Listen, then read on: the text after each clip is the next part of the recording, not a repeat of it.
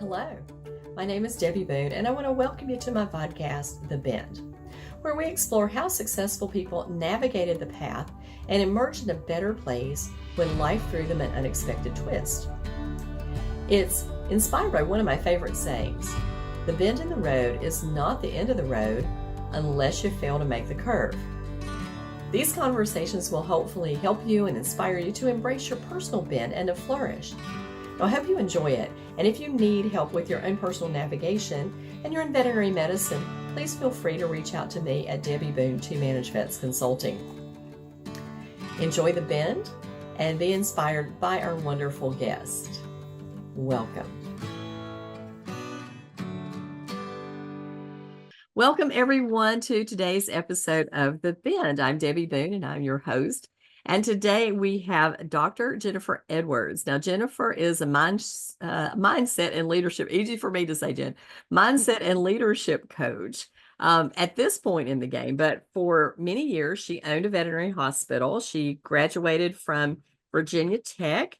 And then in her undergrad, though, she was always interested in psychology, and she has a BS in psychology.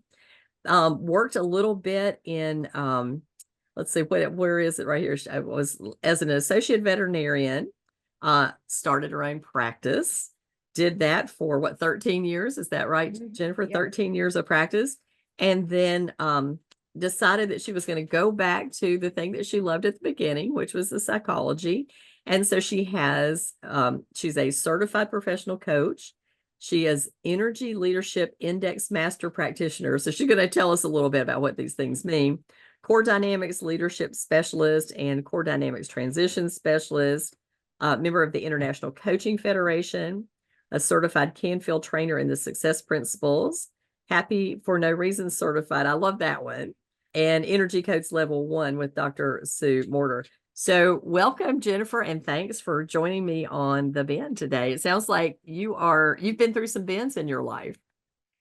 Oh, I have. And thank you so much, Debbie, for having me. I love coming and being able to share my story with everybody out there who's going through their own thing right now. Exactly. Yeah. So I always like to start with the origin story of how you got started in the profession and what made you choose vet med. Well, what's really interesting for me is I am not one of those people who has wanted to be a vet since they were 8 years old. I actually was going through college with the intention of becoming a clinical psychologist. Mm-hmm. And my plan all along was to get my BS and apply for a PhD program in clinical psychology. And then senior year, I took a class in animal behavior. And one day it just kind of hit me. I'm going to go to vet school. I honestly don't even know if I ever would have thought of it if I had not been going to a school that had a vet school on the campus. Mm-hmm. But one day I went to the bookstore on campus and I just went to the vet section, started flipping through books, had no idea what anything meant, and said, this is what I'm going to do. And I did. Well, that's, such a different story from what most veterinarians, because I was 5 years old and I knew I was going to be a veterinarian. I was probably between 5 and 13, I think is the average age of decision making there.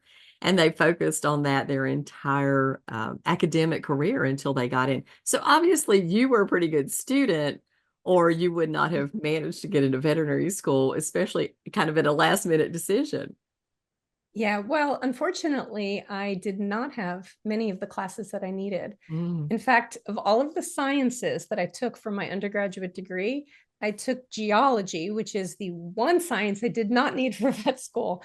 So I actually went back to undergraduate for 2 more years after I graduated to prepare for vet school. And at that time, I volunteered with a veterinarian in town, and I did some research assisting at the vet school and kind of did all the things to prepare my application. And luckily I got in the first time I applied 2 years later. So yeah. Well, that's excellent. Those prerequisites, I remember that was my goal in life, was to be a veterinarian. And I have a degree in animal science from North Carolina State.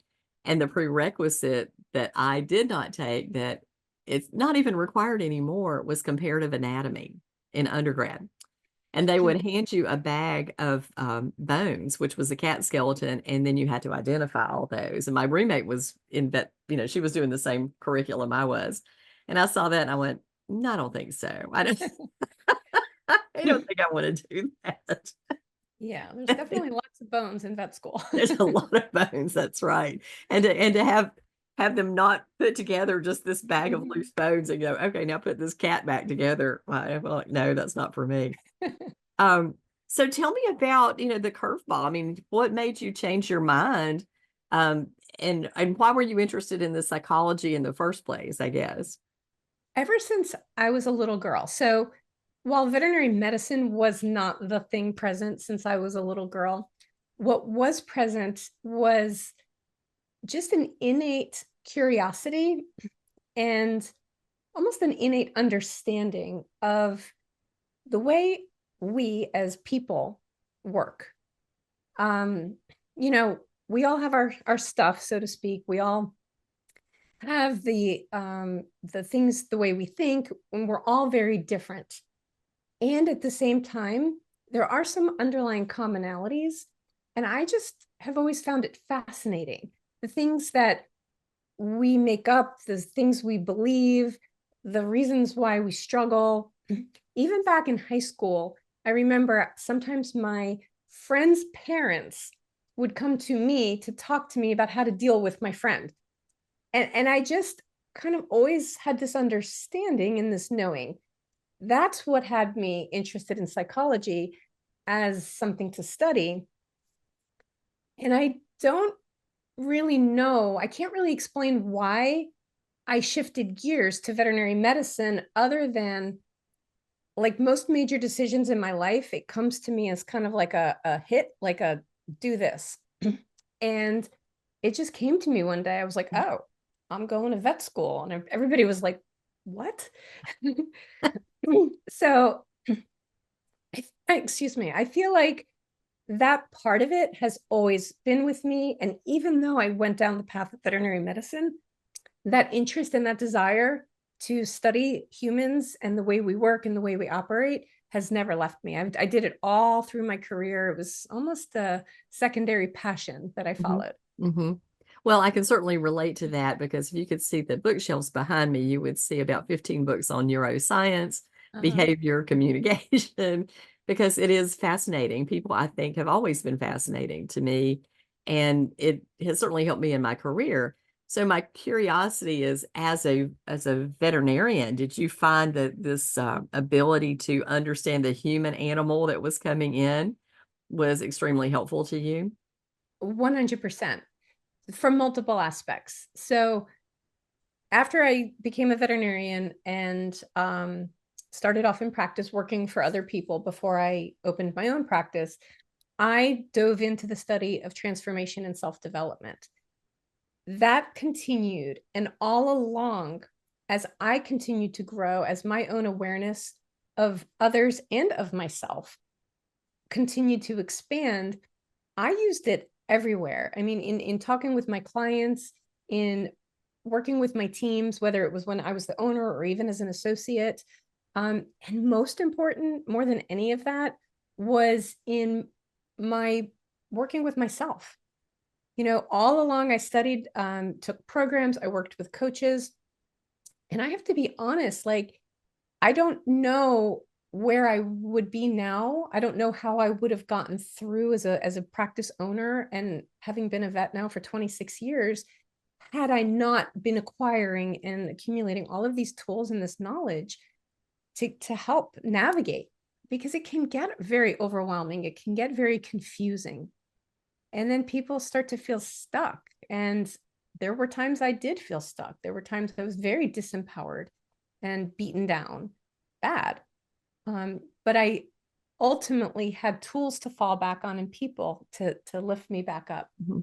and for me to be there for others to do the same thing. Mhm. When you look at your practice life as a practice owner, because I feel like that's a lot of the big challenge here when people are you talked about being stuck. And I feel like that is one of the big pushbacks when younger veterinarians are like, oh, I don't want to be a practice owner because I'm looking at these boomer veterinarians who are working 60-hour, 70-hour work weeks. They never take vacation. They're always there. Did you find that to be true in your practice as a practice owner? I mean, that's why they don't want to own a practice, but I don't really feel like that's true. Well, I feel like it's true and not true at the same time, and I can explain. Part of it comes down to choices and being creating yourself into a place where you can make empowered choices and not making choices because you feel like that's something you should do or have to do. So, while yes, I'm not going to lie, if you want to own a practice, you're going to work a lot. It is a lot of work. It just is. It doesn't have to be bad, though. Mhm. If it's something that you love. I mean, if you don't want to be in business, if you don't like business, then obviously don't do it. But if that's something you enjoy and you want to be a leader and you have a vision, you it is a lot of work and it can be a lot of fun at the same time.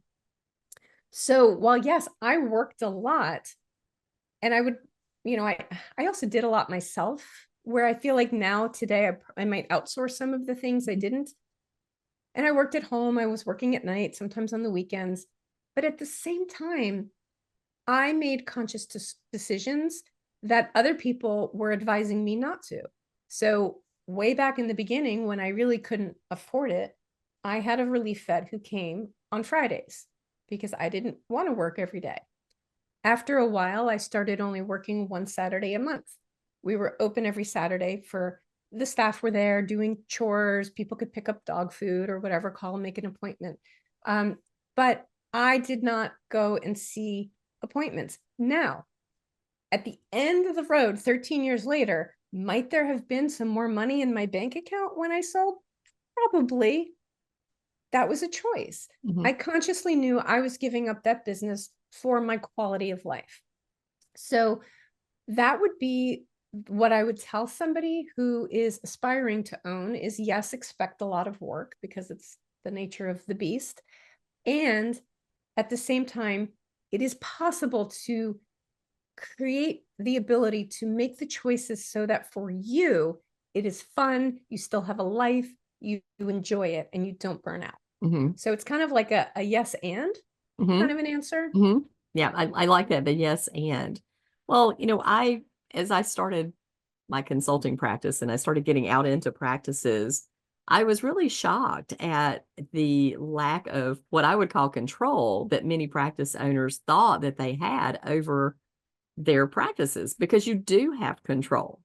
We just had released it, and kind of turned loose the beast, and clients were running the show because we were giving our personal phone numbers out, and they were calling all hours of the day, and they will call all hours of the day and night. We were coming in after hours when there was an emergency because our clients didn't want to go to the emergency clinic, working through lunch, not taking breaks, all the things. But my practices didn't run that way, and I felt like I could bring that to the table, and like, you don't have to do that to be a practice owner. If if you learn how to gracefully say no to people, and I think that is one of the biggest challenges, is how to tell people no, and still keep them as a yes client. How do you say yes, no, without with making it say yes.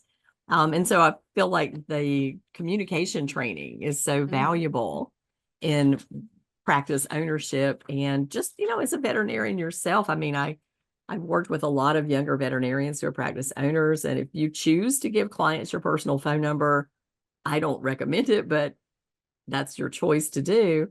But then again, you're never off. And Right. and the other thing is, you have to be off. And I think one of the things that you said is, I chose to not work on Saturdays. I chose not to work on Fridays because I knew I needed to be off. And you can make a plan for that. Absolutely. I am curious, because you did, after what, 13 years, you sold your Mhm. practice. Is that right?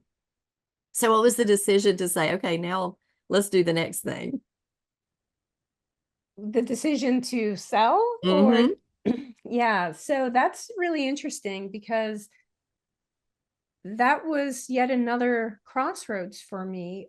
in, and I will say that so many times a decision starts with permission to make the decision, right? So before we can even make a decision, we have to give ourselves permission.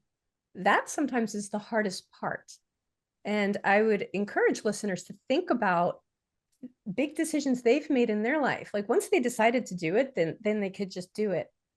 But that permission piece is so hard. And I was just getting to a point where I wasn't enjoying it anymore. Mhm.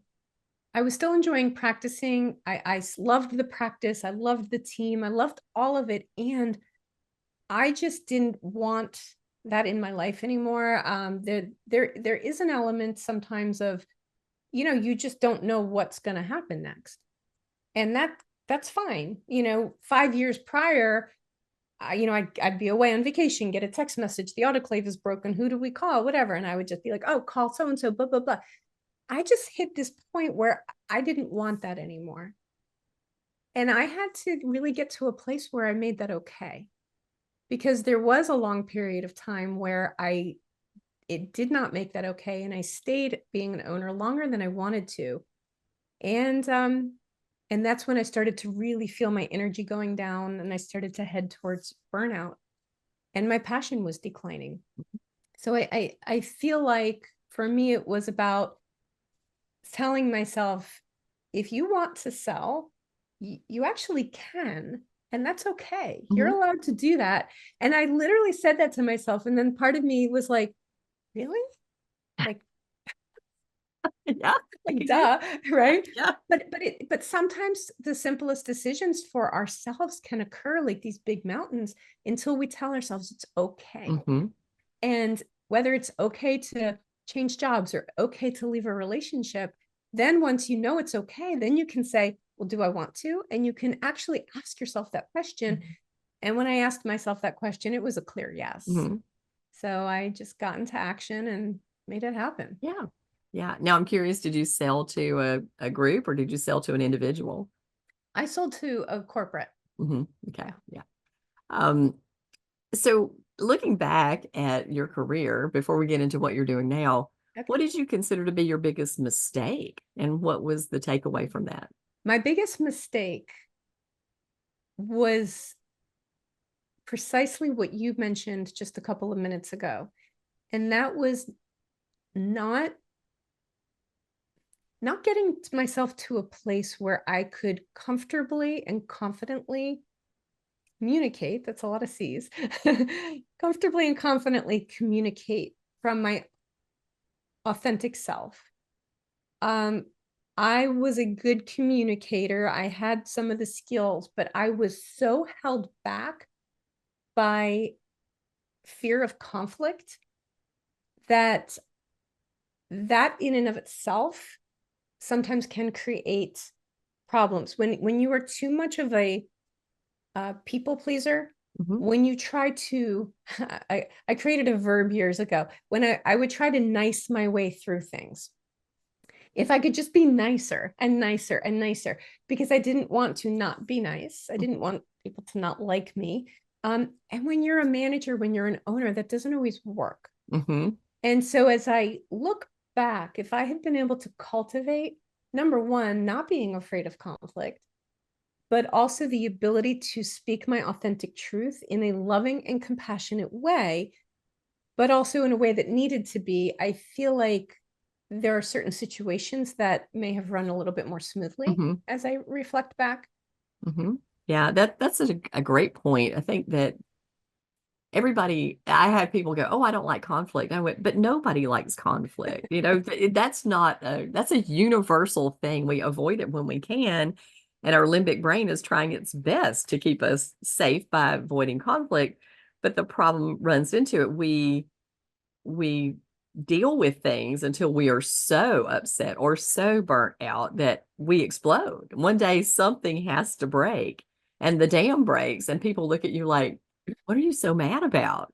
I just did like one little thing, but it's the culmination of all the little things that you did not talk about and that you let them build up. It's that Um, proverbial last straw, right? it is the last straw. Exactly right. So learning how to move into conflict with clients, with other team members, helps you build a culture that you need to survive in this. It's a hard job. It really is a very hard job. It is. And I agree with you that most people don't like conflict. There are Mhm. people who do. Um, and each one of us doesn't like conflict for a different reason, right? So for some people, it's a fear. Some people, it's just stressful. If there is a fear, there could be 20 different things that different people are afraid of. Mhm. And so in looking at how to approach conflict from an empowered place, it's important to maybe dive in and figure out, well, what is it about conflict that I don't like? When I'm avoiding conflict, what is it that I'm actually avoiding? Because the conflict is representing something, right? That's the thing that the person is afraid of or avoiding. And so if they can start looking at that and getting empowered and giving up whatever stories they have around that, suddenly, while they still won't like the conflict, Mhm. they can approach it Mhm. as Yeah. needed. You mentioned stories, and I think that is so important that people make up false stories about things that people intend to do, that where they think that they're intending to do it. And a lot of times people are just kind of going through their lives doing things the way that they're comfortable doing it. And we create this story that they're so uh, targeting us about certain things and we make up this story about their intention. And usually they're not thinking about us at all. Right. They're just doing their own thing.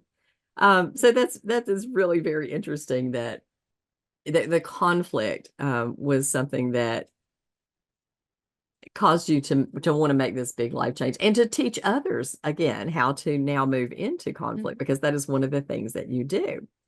So let's talk about what you are doing now, Jennifer, and talking about the coaching and all the credentialing that you have and how you're helping veterinarians improve their lives.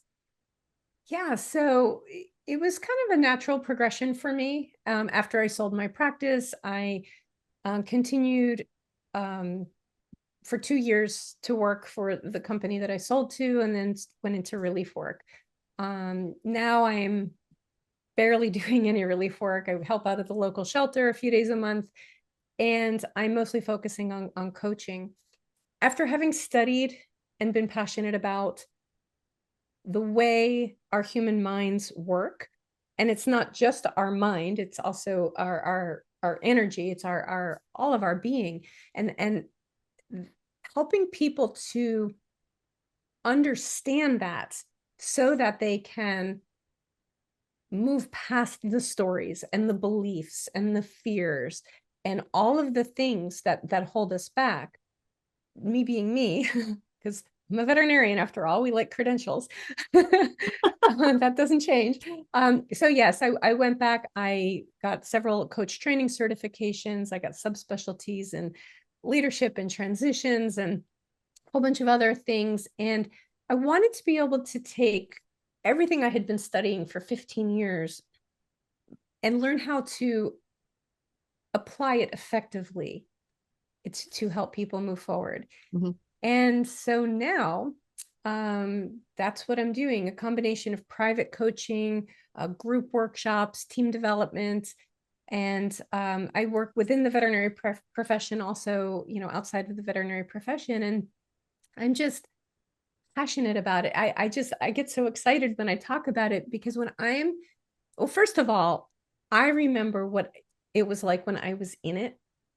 And I had one particular coach that I worked for years and years and years throughout. And I got to be honest, like I said earlier, I don't even know where I would be today. There were moments I would call him up in tears, and he always got me through. He always was able to help me to see things from a different perspective.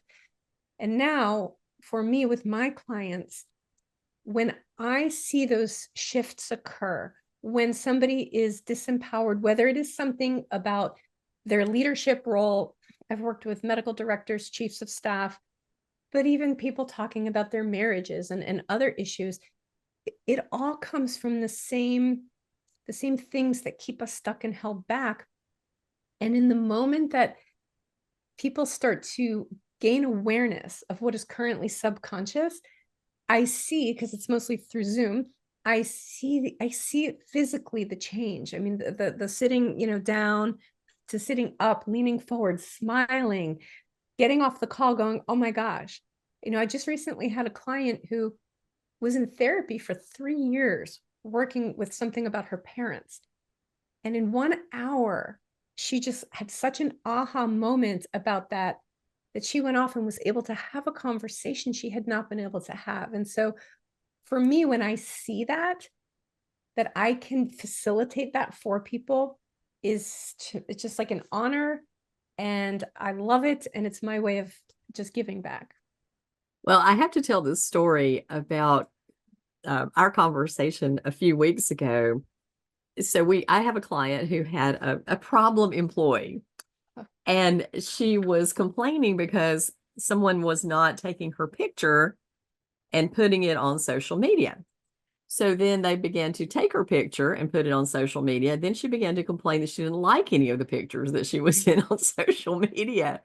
And I was telling Jennifer this story, and she goes, it's not about the picture. I went, no, it's not about the picture. It's about, is she feeling intimidated because she's struggling with her place in the world in this practice, and new people had come in who were credentialed people, and maybe she was a little intimidated by that, but she was really making life difficult for almost everybody else, and including the practice owner, who just dreaded walking in the door the day that this person was working. And so when Jennifer said, it's not about the photographs, I went, oh, you're so right.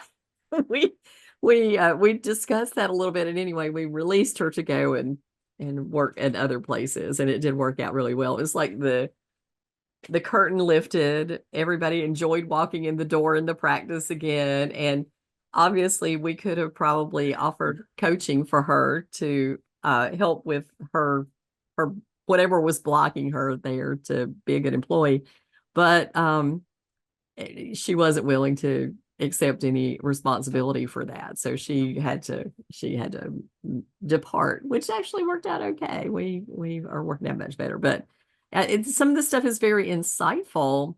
And then once you see it, it seems so obvious.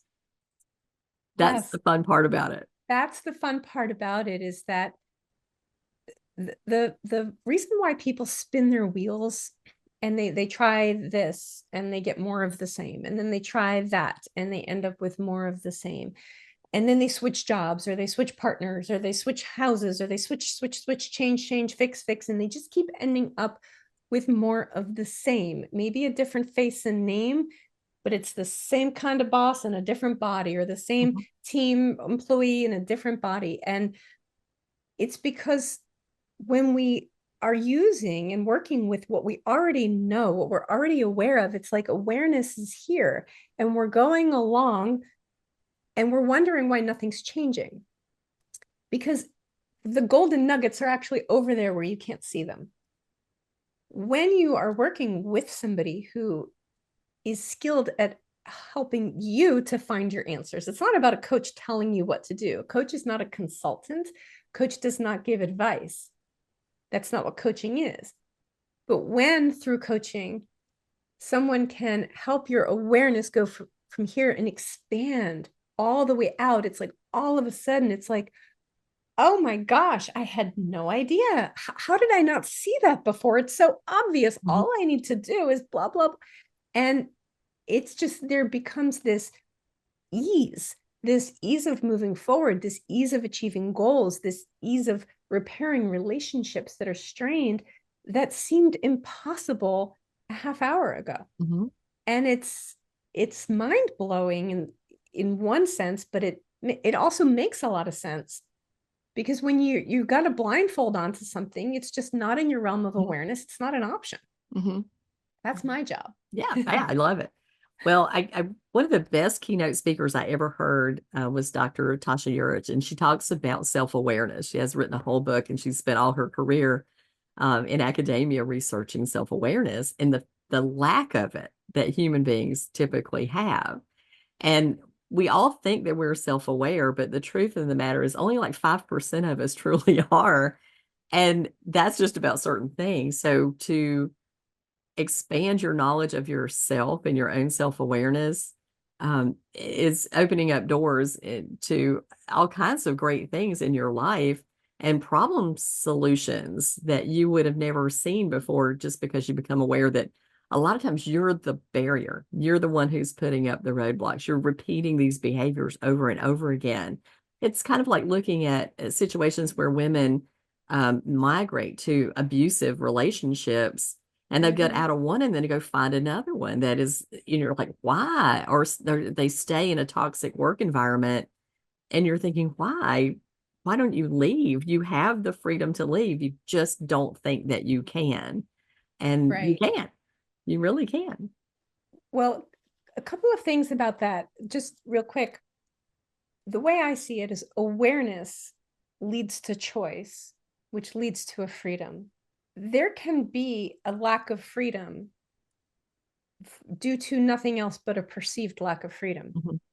right? Mhm. So it's kind of like you don't have to, there doesn't have to be an absolute lack of freedom for there to be a lack of freedom. Because if somebody can't see a way out, it's like the door is not lit up, they can't Mhm. open it and walk. So in that moment for that person, that lack of freedom for them is the truth.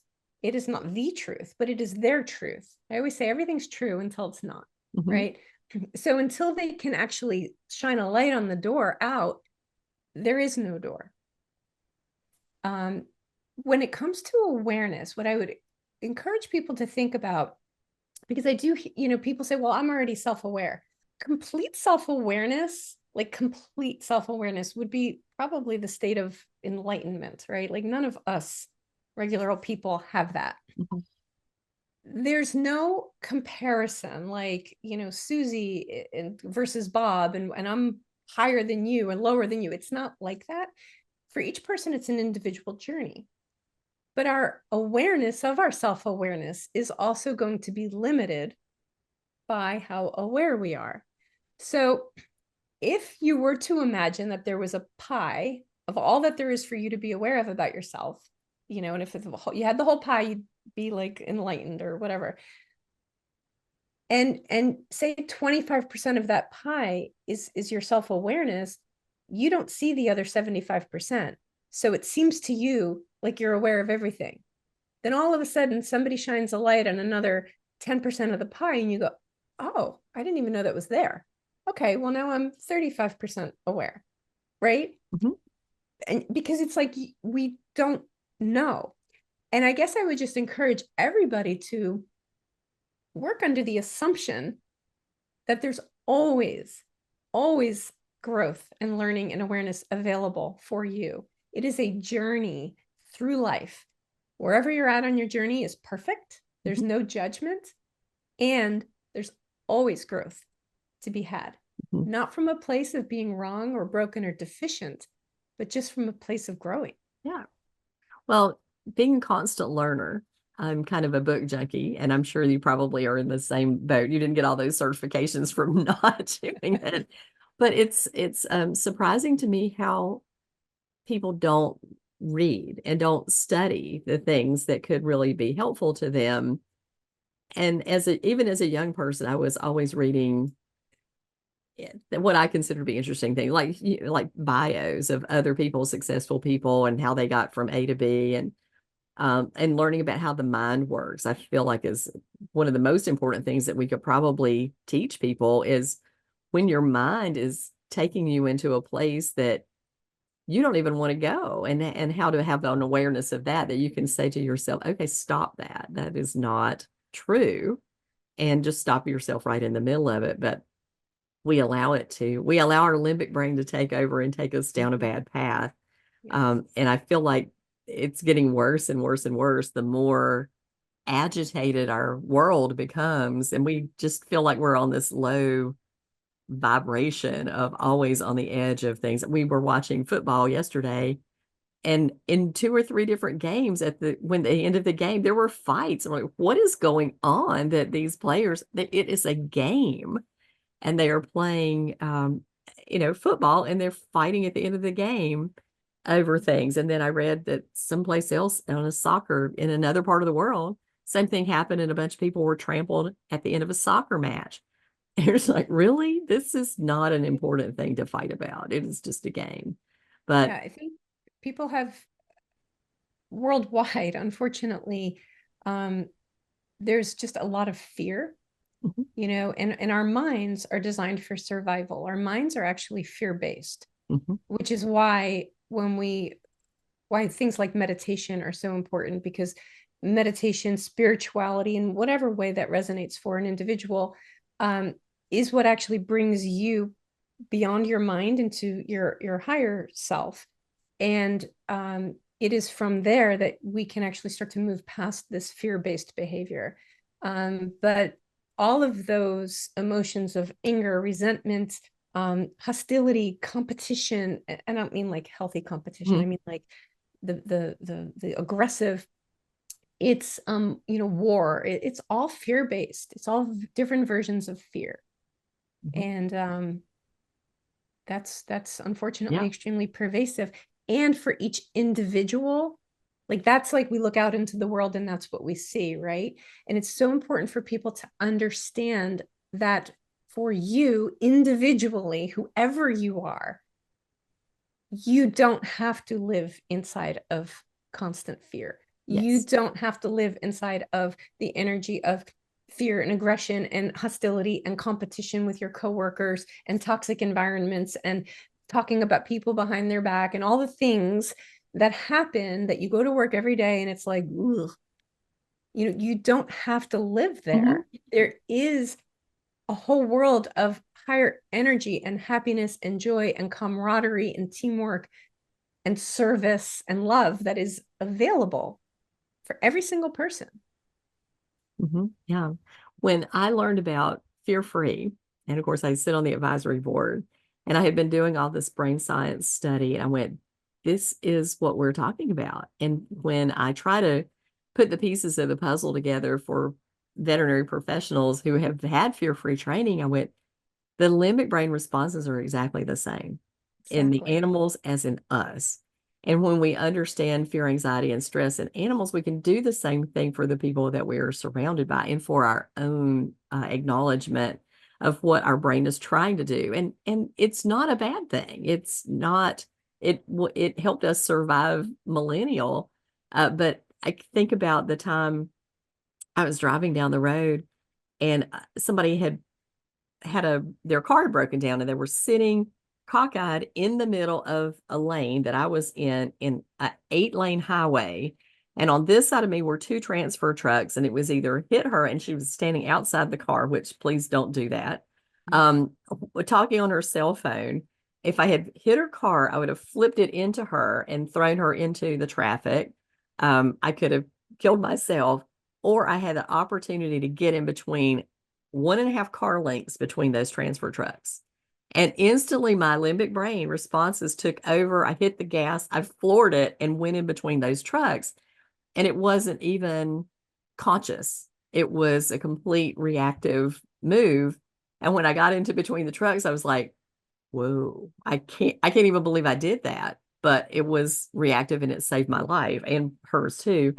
So these are designed for good things, Yes. and we don't want to discount the fact that they're valuable to us, but we don't also want to let them run amok.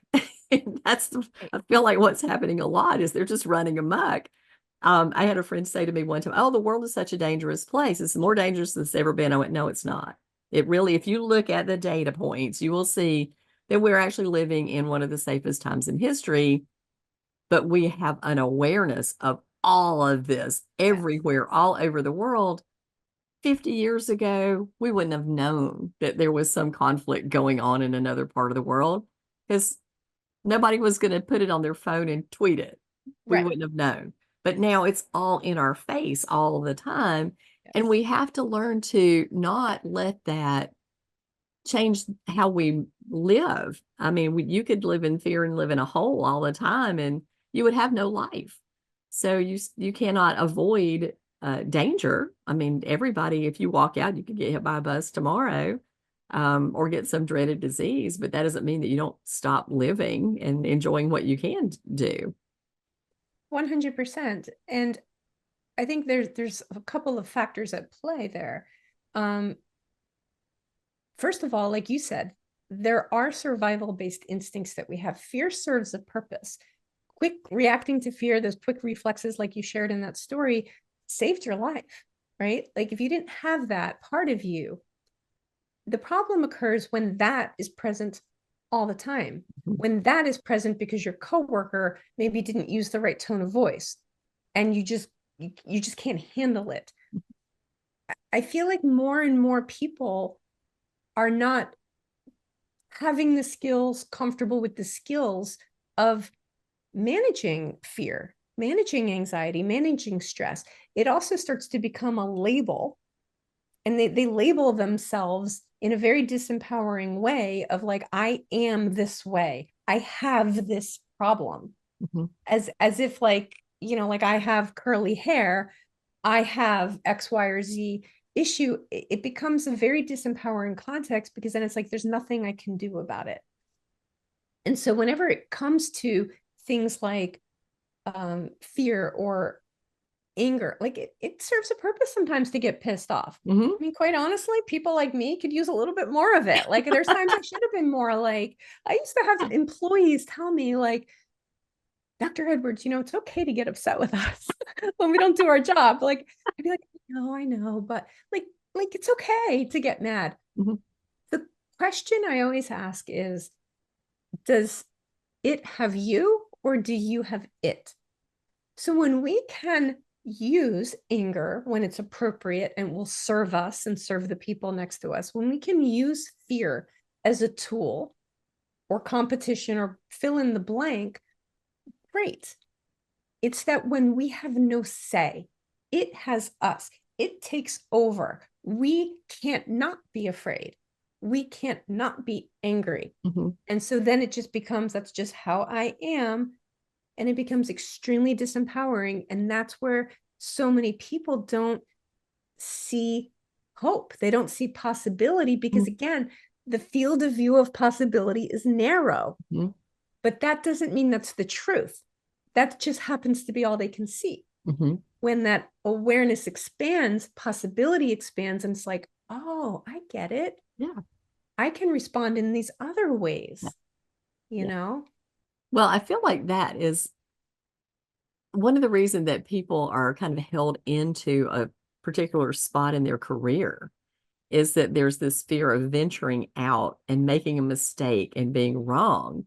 But human beings learn best by failure. And if you think about when you're a child, you're trying to walk, you fall down a lot. Mm-hmm. And that's okay. We will learn that way. And to make a mistake is actually okay. And we are in a fairly perfectionist profession, which is a challenge. And yes, if we make a mistake, something dire could happen. 100%. I always say yes, that could happen. But not taking a risk never gets you to move forward. And over the years in my career, I remember when I lost my job, I was laid off during the recession. And I said, gosh, I guess I'll go get a job. My husband, look, you've been consulting on the side. Why don't you just do it? And I went, really? And that kind of opened up the field to like, oh, I could do this.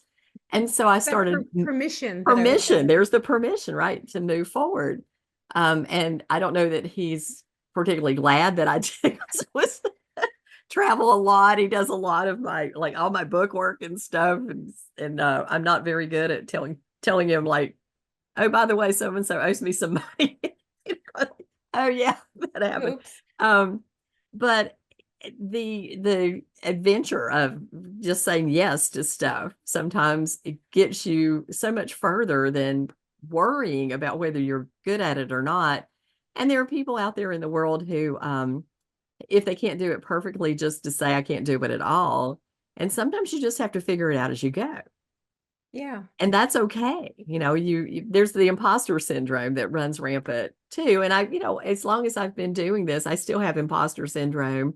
and think, can I do it? But it's funny, once I say yes and I start to move into it, all the pieces of the puzzle fall into place. All the knowledge in my head comes out and I go, oh yeah, I know how to do this. I know how to problem solve this thing. I can do this. But when I'm thinking about making that decision, I'm like, whoa, can I really do this? Do I really want to get into this? And then once I do, it's like, oh, this is fun. Yeah. Yeah, and change is scary. Hmm. Like, and not scary in like a bad way. It's scary in like an exciting way. I would say that if somebody is looking at making a change and it's not at all scary, they're not thinking big enough, Hmm. right? You need to stir up your Yeah. fears there. And at the same time, if somebody is gripped by fear to the point where they can't make a change, they'd rather stay in that toxic environment than make a change. There's things that can be looked at. Like, it's one thing to say, well, you just need to not be afraid and go do it. But there's also saying, okay, well, that's easy to say. So diving in and saying, for that particular person, where's that fear coming from? What beliefs do they have about themselves or the world? If they were to make the change and it was not something that worked out, what would that mean about themselves? What would that mean about their ability? Where are they afraid of failure? Like, there's so much tied into these things for people that even if sometimes they know, I just need to do this, they don't. Hmm. And then they sit there frustrated because I don't know why I can't just fill in the blank. Yeah. Whatever it is. Hmm. Yeah. Hmm. Um, but again, it's part of number one, allowing yourself to have permission, like you were just sharing, and we mentioned that earlier. And then if you're not taking action, if you're not like, oh, I actually can change jobs. I don't have to put up with this. Okay. Yeah. I'm going to go on Indeed and start looking at veterinarian job openings or Hmm. staff job openings or whatever. If that's not just happening, instead of saying, I'm just stuck here, start to look at like what's stopping you. Is like, even look inside of your body. Is there a feeling that comes up? Is there a feeling of fear? Where in your body does that show up?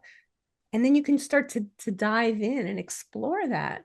Um, because that's when you chip away at these barriers that are in front of you, and little by little they just start to fall away, and then it's like, whew, freedom, the path is open. Yes, yes. And they're Yeah, and they will recur. There will be other things that show up and you're like, oh, I don't, now this is making me nervous or this is right. making me afraid or, whatever. But again, going back and just I like to use the term diagnosing it because we're so used to that in veterinary medicine. So if you were problem solving this for a patient, how would you problem solve this? How would you piece the puzzle together? How would you like break it down into its little components and say, okay, what is really causing me this anxiety about making this move into maybe making a new job or going and applying somewhere else? Is the great unknown, is that the fear of new people. Maybe I'm not as good as I think I am when I go into this new environment and they're going to find me out that I'm an imposter. Mm-hmm. Um, or I'm going to go into an environment that's worse than what I am involved in now. And I feel like that happens a lot in our profession, or the assumption that every place is like where you are. Mm-hmm. And they are certainly not. I mean, I've been in hundreds of hospitals and they're as unique as human beings. They have personalities of their own. And if you're a fit, then you're going to be happy there. And if you're not a fit, you're not going to be happy. But that doesn't mean that there's anything wrong with either of those practices. It could just be, is it the right place for you? Because some Yeah, people and really love, like I'm kind of like, I like a lot of stuff going on. So if I had a practice that was so methodical, and I work with a practice like that, and I'm like, oh, I would go insane here because it's so orderly and methodical and paced. I like a little chaos in my yeah. life. And one thing that what you were just saying reminded me of is that so many people are under this, and this is where I think a lot of the fear comes from with making changes. There's this misconception that somewhere between where I am and where I want to be, there is a direct straight line path to get me there. And I have to get lucky to make sure I pick that right path.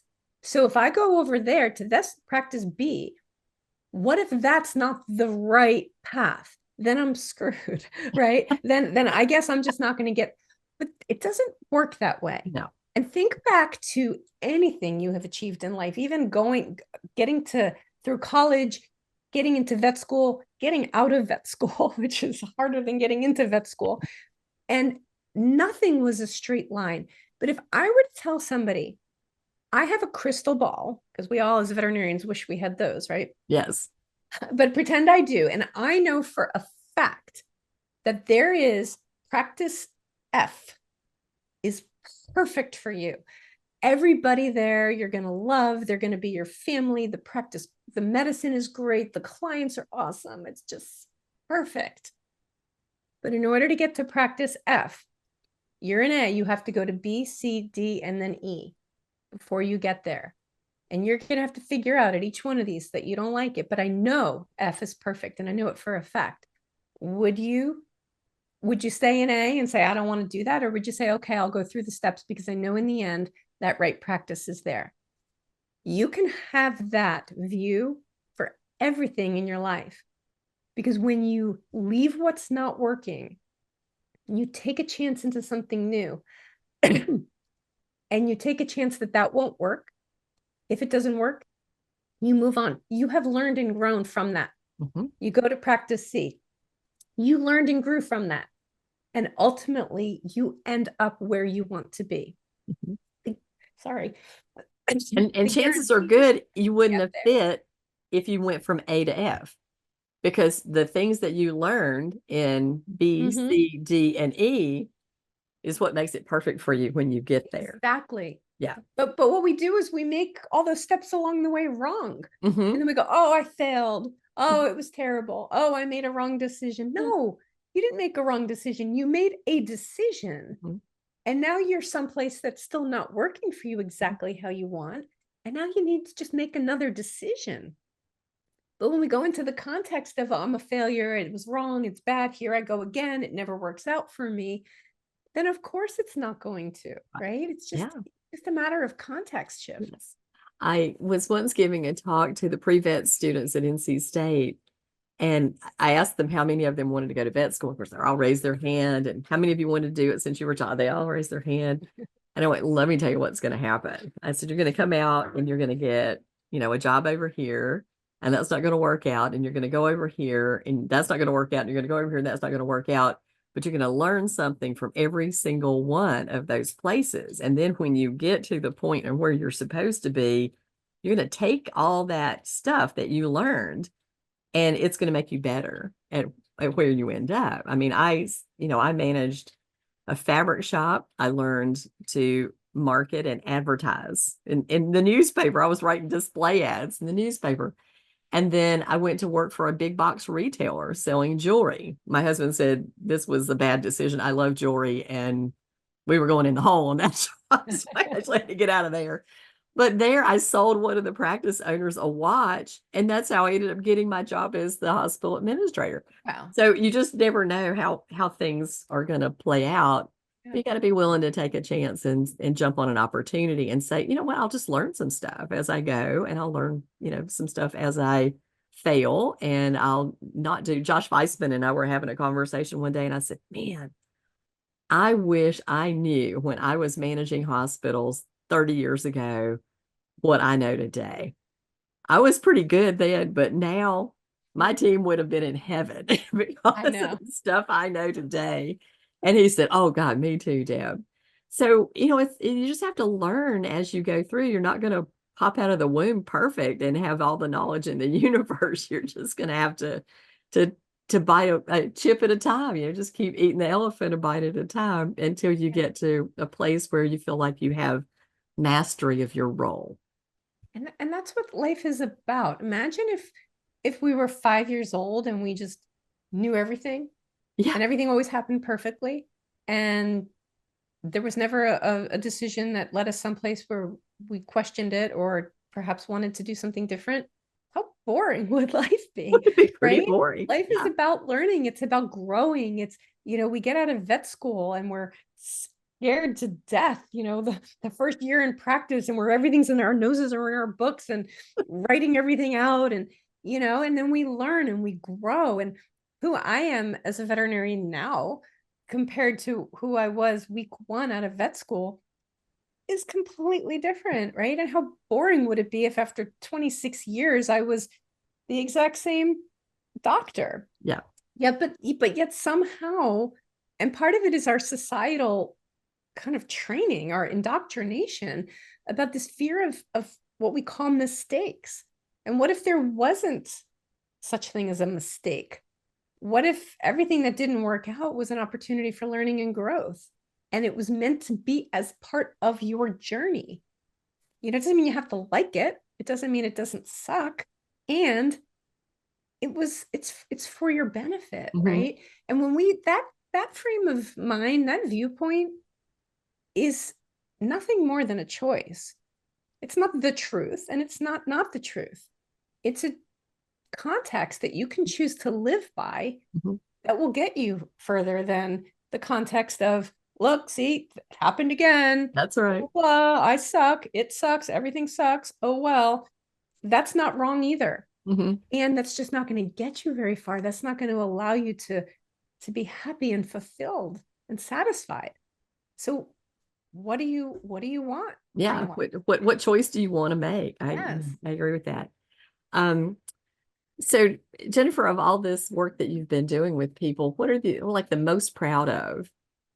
I think that what I'm most proud of in my work, and it actually took a long time um, to cultivate, is the ability to truly be non-judgmental with people. I People a lot of times my clients, they express, oh, it feels like such a safe space. Like I'm never afraid to say anything to you. Like I just don't feel judged. And one day I said back to the person, I said, I guess I just don't see that there's anything to judge. And I wouldn't say I've been like that my whole life for Mhm. sure. But at some point in my own growth and development and my own awareness, I crossed over into this view of us as humans and how we all work in our minds and all the stuff and the crap we deal with, that it's a universal experience. Your own fear, your own insecurity may have a different title, a different name, a different story behind it, but at the end of the day, it's all categorically the same to me. And so as people are navigating their trials, their tribulations, their things they've done that they're not proud of, or insecurities or places they're stuck, I see it all as normal, and it's just part of working through it and not something to be judged. And so I think that would be what I'm most proud of, is that to be able to offer holding space for people that probably they don't get anywhere else in their Hmm. life. Hmm. Yeah, I love that. I love that.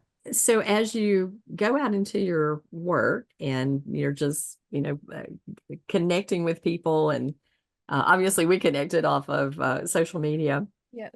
and had a really great time. This is like our third or fourth conversation at this point in the game. Um, Tell me about how the value of networking, because this is another fearful thing that people are afraid to just have a conversation with a stranger. And how do you coach them into, improving their network?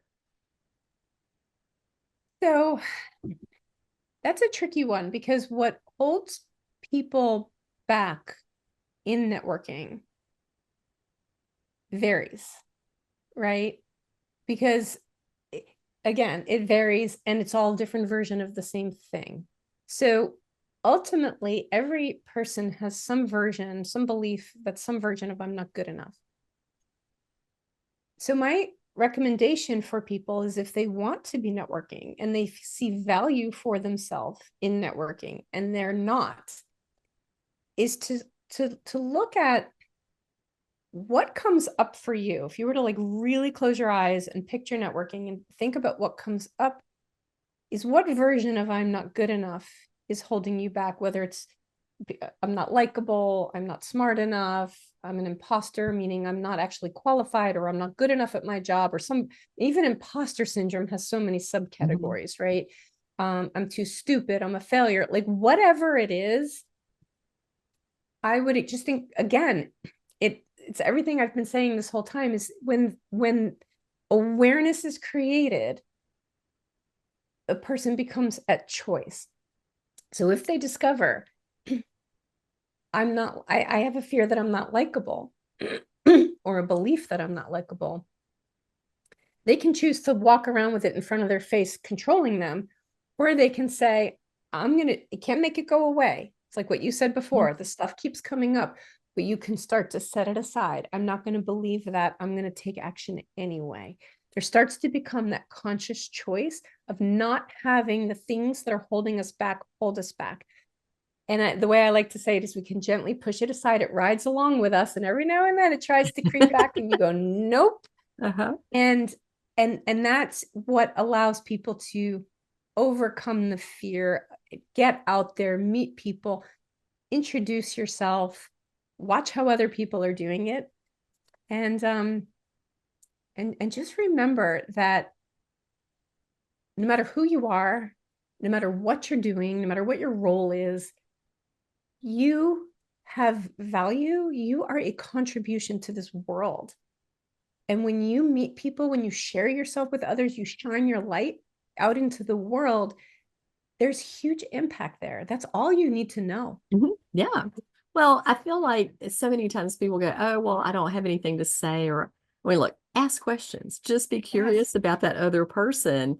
And for me, I've always been fascinated with people like, what do you do? And how do you, I mean, this is the whole point of the bend, right? Just being nosy more than anything else.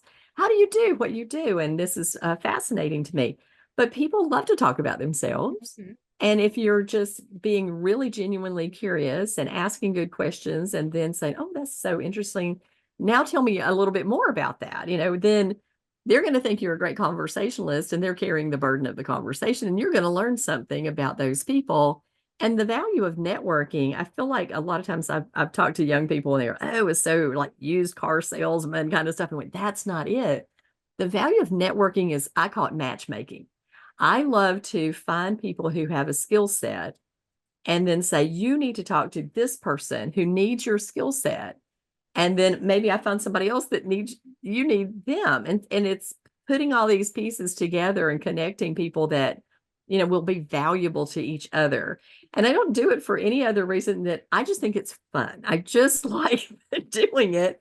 And does it turn around and come back? Yeah, it does. And it has tenfold, where people go, hey, you know what?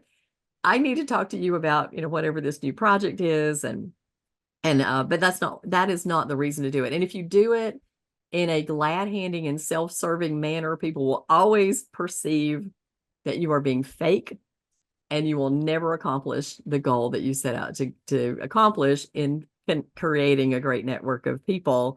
As human beings, we've talked about this limbic brain stuff, but we also have built-in BS detectors. And Yes. we know that if people are not being authentic and they're doing things just to, got to get an inroad in with us, it shows up, and people are not happy with us, and they will not refer back to us, and they will not help us in achieving what our goal is in life.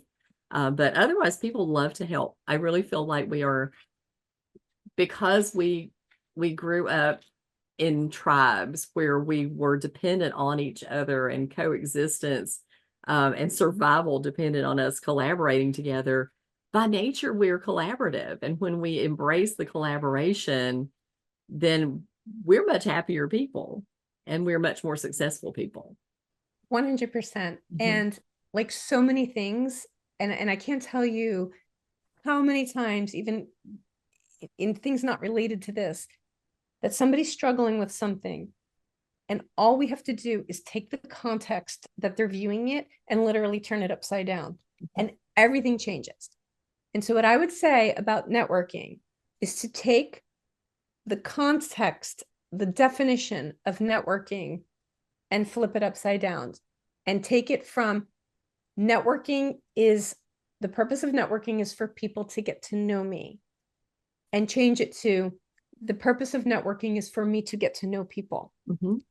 And if you go to a networking event or to whatever, where you're going to meet people and you say, the purpose of me being here is for me to get to know people, and you come from that place of curiosity, that's all you need to know.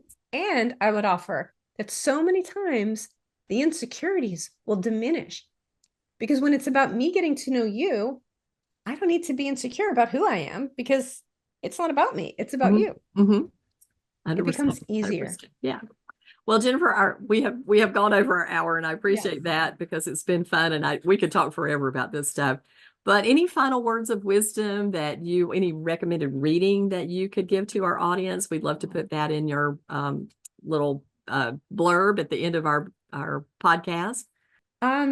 Yeah, well, words of wisdom. I wholeheartedly believe for each person to, you mentioned this earlier, and this is the foundation of my life. Anything and everything we said today does not matter for anybody if they're not willing to take responsibility for themselves. Mm-hmm. You have the power, I don't care who you are, you have the power to create your life, to shift your life, to make it so that your life is something that works for you and makes you happy. Nobody's going to do it for you. You need to own responsibility. You need to look at what's not working. Where can I be responsible for that? And what do I need to do? Or if you're like, I have no idea, what help do I need to get to facilitate whatever growth I need to get me there? But first, you have to be willing to take it on. That is something that I see is missing a lot. Yes. In a lot of spaces. Yep. You got to own your mess, right? You have to. You have to. Nobody, there's no happiness fairy that's going to come along with her little wand and zap you on the head. I love that. No happiness fairy. If only, right? Yes. I'll put that with the magic wand where I could treat everybody's patients for free, right? There you go. Ding. Yep, you're better. If only. Yeah. So as far as recommended readings, there's so much out there that is just amazing. If a person is brand new, I think a good first book to read is The Four Agreements. Okay. Yes. That's a classic. That's it. I mean, I read it 20 years ago. I think that one of my favorites is Loving What Is by Byron Katie. That was an amazing book. There's just so many. The Body Keeps the Score is a really great book about trauma and the impacts neurologically on trauma and healing. There's just, I mean, there's libraries of books out there. Again, it's making the choice to set out on the growth journey. Mm-hmm. There's so many. You're not going to read the wrong book. No, right? No, just get started. Yeah. Just get started. All right. Well, Jennifer, thank you so much for agreeing to be on the program. And I really do value your contribution. The audience is going to love this stuff. And hopefully they're going to be an epiphany out there in the world where they go, yes, I need to own this and get some help and start moving forward, getting out of my own little stuck path. But again, thank you for being on. And thank you to the audience for listening to this episode of The Bend. And we will have Dr. Edwards' information so you can get in touch with her, and links to her website, so that if you choose to have some help, she will be available to help you get where you want to go. Yeah. And thank you so much for having me. And as far as reading materials, I almost forgot. I actually have a free ebook people can go to my website and download. It's actually a book about how to create happiness in your life. Perfect. That's what we need, a little more happiness. It was so fun being here and speaking with you, and I really appreciate you having me. You're quite welcome. All right. Have a great rest of your day. Thanks. You too.